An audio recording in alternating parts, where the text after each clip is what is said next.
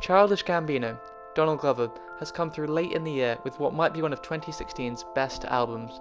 Questlove was so excited he had to wake up D'Angelo at 4 AM to tell him about it. That's pretty cool. I want to take a look at the opening track, Me and Your Mama, and how he uses words and themes to recontextualize rap music with a bold, fresh and exciting artistic endeavour. The whole album puts contemporary and nostalgic elements together to create something new. Mixing different styles and forms is part of Gambino's whole mission statement. This is not about rap. I'm an artist. This is about life. I'm trying to be real because the internet isn't real. The lyrics in this song use many elements of rap, but combine them with 70s soul instrumentals. The whole 6-minute song only has about 10 unique lines. Instrumentally and vocally, this song is obviously incredible, but I want to take a look at it lyrically. Fundamentally, the song works on 3 different levels, all of which contain 2 of the big themes of the album overall: blending and contradiction.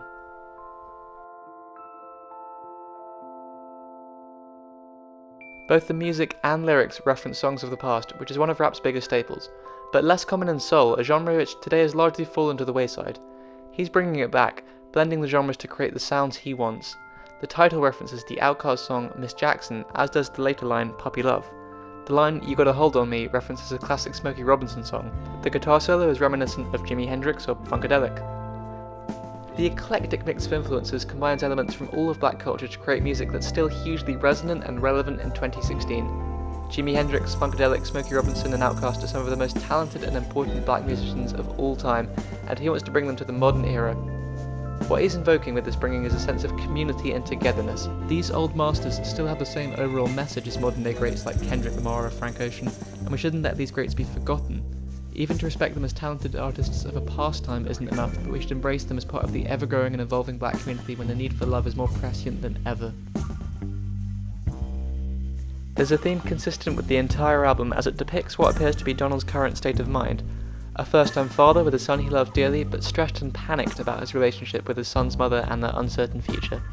The title tells us he's talking to his baby, and the opening sounds like a serene lullaby he might be singing to him.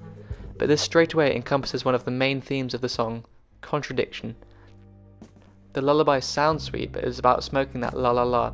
He can't say exactly what because he's talking to an infant, but we get the idea. This lyric sounds like a typical hip-hop line, but he's twisted it into something different and repeats ad infinitum.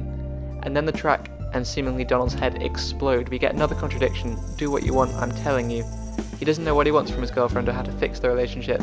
And from here the song moves away from the baby and addresses the fiery difficulties outside of that purity.